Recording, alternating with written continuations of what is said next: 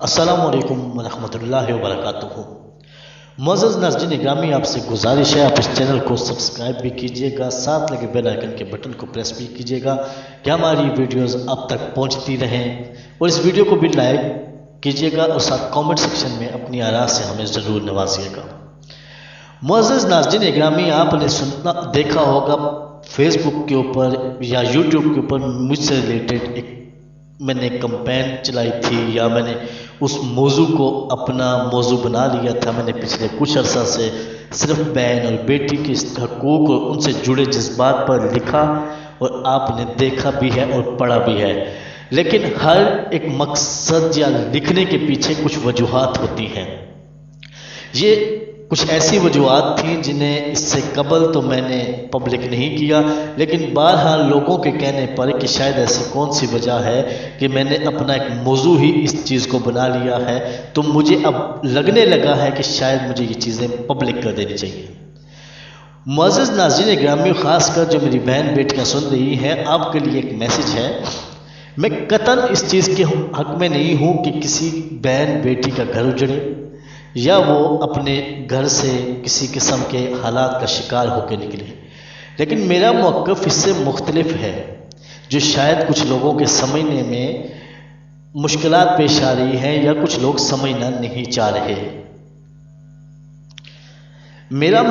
موقف یہ ہے کہ ہم اس وقت 21ویں صدی کے اندر جی رہے ہیں، اور یہ جن معاملات پر میں موقف دے رہا ہوں، نہ تو یہ کسی قسم کے لبرلزم کو سپورٹ کر رہے ہیں، نہ یہ فیمنزم کو سپورٹ کر رہے ہیں۔ میں اسلام کے دائرہ کار میں رہ کے دین نے جو ہمیں حدود بتائی ہے اس میں رہ کر اپنا ایک موقف دے رہا ہوں،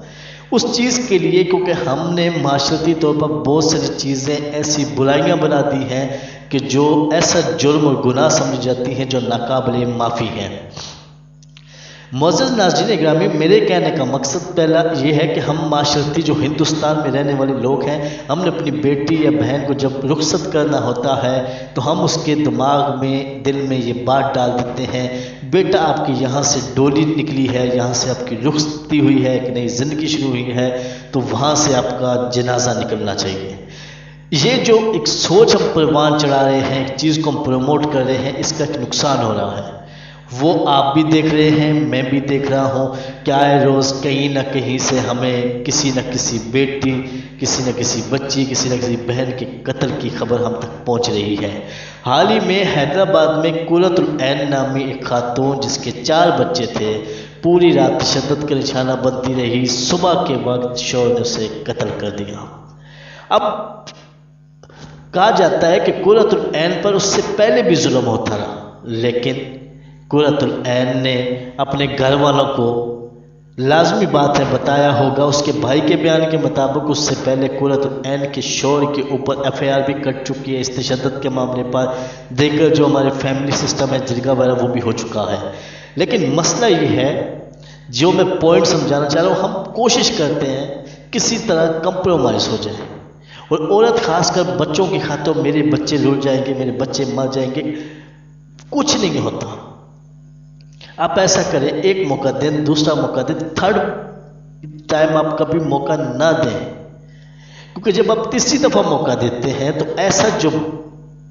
جسے کہتے ہیں نا وحشی انسان، اسے کھلی چھوٹ مل جاتی ہے۔ طلاق لینا یا طلاق دینا کوئی غلط بات نہیں۔ نبی پاک صلی اللہ علیہ وسلم کی 2 صاحبزادیوں ام کلثوم اور ام رقیہ جنہیں طلاق ہوئی تھی، نبی پاک صلی اللہ علیہ وسلم کے نکاح میں جتنی ازواج مطہرات تھیں امت المومنین تھیں، ان میں سے ایک حضرت عائشہ صدیقہ رضی اللہ تعالی عنہا کے علاوہ سب کی سب طلاق یافتہ تھیں یا پھر بیوہ تھیں۔ لیکن ہمیں اپنے مائنڈ سیٹ کو اس چیز پہ لانا ہے جو ہمیں اسلام سکھا رہا ہے۔ میں نے اس دن ایک تقریر دی جس پر میں نے اس معاشرتی سوچ پر لعنت بھیجی، تو وہاں پر ایک اسلامی اسکالر نادیہ خان قادری نے، جو ہمارے لیے قابل احترام ہیں، انہوں نے شاید کہا کہ ماں باپ کوشش کرتے ہیں بچیوں کی گھر بسے رہیں۔ اب میں یہیں پہ ایک سوال کھڑا کرتا ہوں کہ ایسا گھر کیسے بچا رہے؟ کیا وہ بیٹی، وہ بہن دن رات تشدد سہتی رہے؟ کیا وہ اپنا ذہنی سکون ختم کر دے؟ کیا وہ اپنی زندگی کی جو خواہشات ہیں انہیں وہ دفن کر دے؟ کیا وہ اس کا پیدا ہونا ایک جرم ہے؟ کہ جو اس نے 9 مہینے پیٹ میں رکھ کے بچے پالے ہیں نا، وہ صرف اس کے نہیں ہیں، اس کے شوہر کے بھی ہیں۔ ہم یہ کہہ دیتے ہیں کہ جی فلاں لڑکی کے بیٹا ہے، بیٹی ہے، اٹس اوکے، اس سے ہم نکاح نہیں کرتے کیونکہ وہ طلاق یافتہ ہے۔ لیکن آپ یہ سوچیں کہ کیا اس لڑکی نے جو طلاق لی، کیا وہ طلاق نہ لیتی تو وہاں پہ ظلم کا شکار ہوتی رہتی؟ مسئلہ یہاں پہ یہ ہے کہ ہمیں اس معاشرتی سوچ کو ختم کرنا ہے، جو ہمارے اندر گند بنا ہوا ہے، ہمارے ذہنوں میں گند بنا ہوا ہے، ہمارے آئی ایم سو سوری، میں الحمدللہ میں ایک ایسی فیملی سے تعلق رکھتا ہوں جن نے کبھی بیٹیوں کو بوجھ نہیں سمجھا، لیکن یہاں پہ ایک کلچر بن چکا ہے، 20 سال کی بیٹی ہوئی، 18 سال کی بیٹی ہوئی، بس ہو جی ادھر سے رشتہ آ رہا ہے، ادھر سے رشتہ آ رہا ہے، وہ ماں باپ کو بھی ٹینشن پڑ جاتی ہے کس وقت بیان آئے۔ بھائی تم اس کے بیاہ کے لیے سوچنے سے بہتر ہے تم اس کی بہتر زندگی کے لیے سوچو۔ بیاہ سال بعد، 6 مہینے بعد، 2 سال بعد ہو جانا ہے، لیکن کیا تم نے ایسا اس کا فیوچر سیکیور کیا ہے کہ اگر کل جس کرائے کے ٹٹو کو تم اس کی زندگی میں لا رہے ہو، کیونکہ ہر مرد جو ایک جیسے نہیں ہوتے، لیکن کچھ کرائے کے ٹٹو بن جاتے ہیں جنہیں ہم سب عزت مان سمان دے کے اپنی بیٹی اپنی بہن ان کے حوالے کرتے ہیں، لیکن وہ کرائے کے ٹٹو بعد میں اسی بہن اسی بیٹی ہماری کو ذلیل اور رسوا کر دیتے ہیں۔ تو ہمیں چاہیے کہ ہم شادیوں کو سوچنے سے قبل پہلے ان کا فیوچر سیکیور کریں، کہ اگر کل یہ شخص جسے ہم نے انسان کا بچہ سمجھ کے اپنی بیٹی اس کے حوالے کر رہے ہیں، اگر کل درندہ حیوان نکل آئے تو ہماری بیٹی کا کوئی ذریعہ معاش ہو، اس کی زندگی سیٹلڈ ہو، اس کا فیوچر سیکیور ہو۔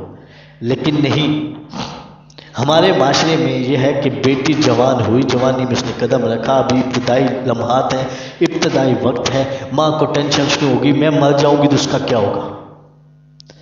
یہ ٹینشن اگر آپ نے اتارنی ہے تو کیا آپ اسے ساری زندگی ہاتھ پھیلانے کے لیے چھوڑ کے جائیں گے؟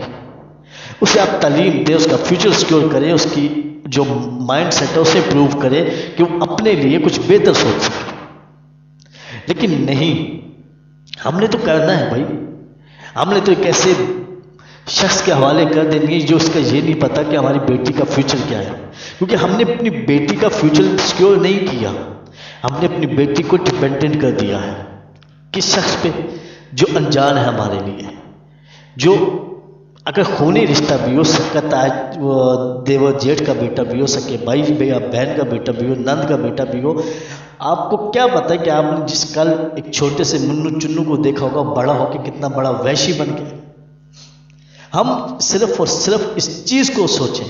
کہ اگر ہم لوگ بیٹیوں کا فیوچر سیکیور کریں گے تو بیٹیاں سیف رہیں گی،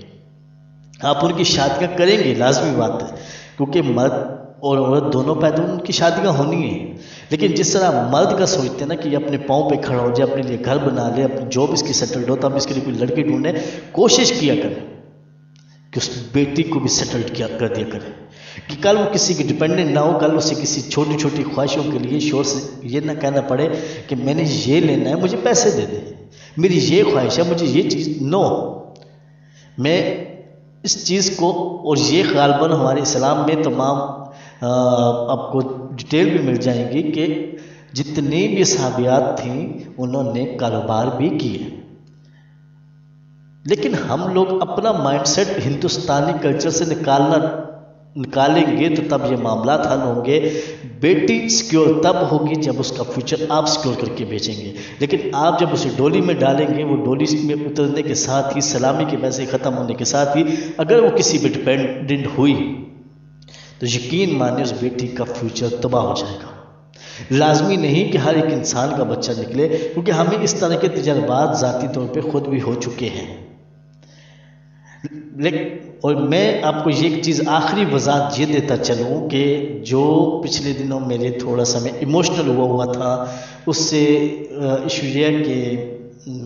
میری کچھ سسٹرز کی شادی تھی، اور بہن ہی ہوتی ہے جس رشتے میں بھی ہو، تو تھوڑا سا اس لیے میں مینٹلی اپسیٹ بھی تھا اور ایموشنل بھی ہوا تھا، لیکن اللہ تعالیٰ انہیں اپنے گھروں میں خوش رکھے، اور مجھے یہ خوشی ہے کہ وہ بیفور دا میرج بھی ڈپینڈنٹ نہیں تھی، اپنی خواہشات کے لیے، اپنی ضرورتوں کے لیے وہ خود کوئی نہ کوئی سما کر رہی تھی، اور امید ہے کہ واقعی بھی انشاءاللہ ان کا فیوچر سیکیور ہوگا۔ یہی میرا موقف تھا جو نادیہ صاحبہ کو اس دن شاید انہوں نے اس چیز کو نہیں سمجھا، اس لیے مجھے آج یوٹیوب کے ذریعے اپنا موقف دینا پڑا۔ اینڈ تھینکس الاٹ، آپ سے گزارش ہے کہ آپ میرا چینل بھی سبسکرائب کیجیے گا اور ویڈیو کو بھی لائک کیجیے گا، اور کسی قسم کا یہ ورسز والی چکر نہ کیجیے گا۔ نادیہ صاحبہ ہماری بڑی آپا ہیں، لیکن وہاں پہ اس دن میں شاید لکھ کے اپنی جملوں کی وضاحت نہیں کر سکتا تھا، تو اس لیے میں نے آج یہاں پہ کر دی۔ اللہ حافظ، السلام علیکم ورحمۃ اللہ وبرکاتہ۔